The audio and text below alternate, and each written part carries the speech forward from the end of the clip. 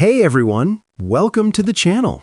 If you enjoy the content and want to stay updated with the latest videos, make sure you hit that subscribe button.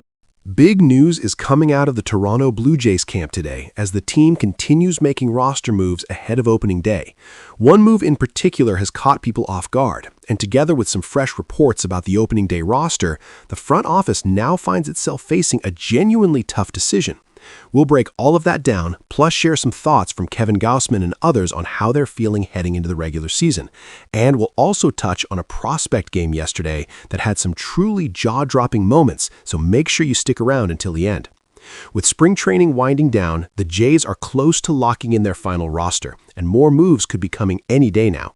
Let's start with what happened recently, because one of the latest decisions was a bit of a surprise.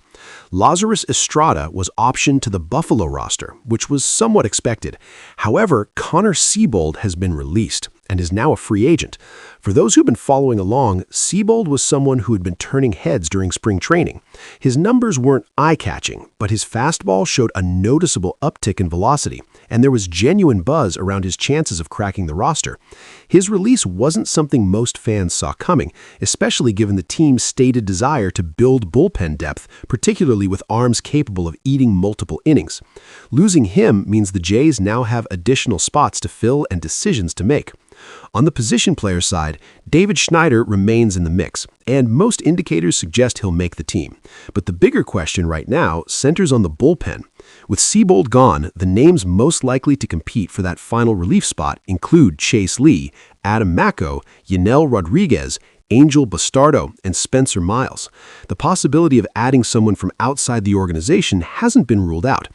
Among those candidates, Chase Lee stands out. In spring training this year, he's been sharp across 6 1/3 innings, no runs allowed, and 4 strikeouts. He's 27 years old and clearly been on the organization's radar for a while. The fact that Seabold was released while Lee remains suggests the front office prefers him.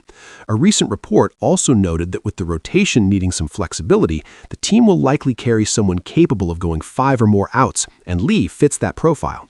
Angel Bastardo has also looked impressive this spring, so there's a real decision to be made between those two for what could be 2 open spots. As for that rotation, it's now been announced. Kevin Gausman, Dylan Cease, Eric Lauer, Cody Ponce, and Max Scherzer will take the ball to start the season.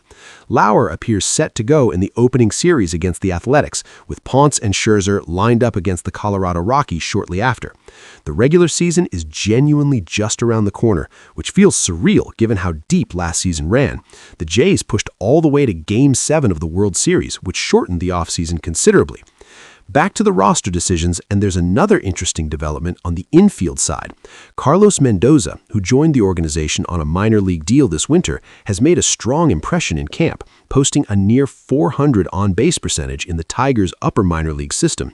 His strong showing, along with the play of Josh Kasevich, who has since been sent down, reportedly gives Toronto enough infield depth that they may consider DFAing Leo Jimenez, who is out of options. Jimenez struggled to hit at the major league level last season and dealt with injuries. And while his defense has its merits, the team may prioritize versatility. David Schneider is expected to remain on the roster, and Mendoza is a name worth watching as the final spots are filled in. On the prospect front, there was plenty to get excited about. JoJo Parker made his professional debut and looked the part immediately, recording a hit at 110 miles per hour off the bat. Parker, the team's first-round pick from a couple of years ago, following a rough 74-win season, has clearly put in serious work since college and projects as an exciting piece of the organization's future. The Jays farm system, while still a work in progress, is trending upward.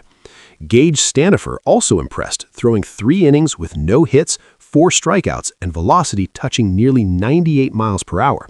He's currently ranked as the 6th best prospect in the organization and has the potential to be a rotation option by 2027, when several veteran starters will be entering free agency.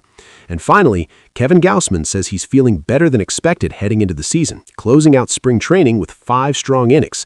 Baseball is here, and there's a lot to look forward to in Toronto.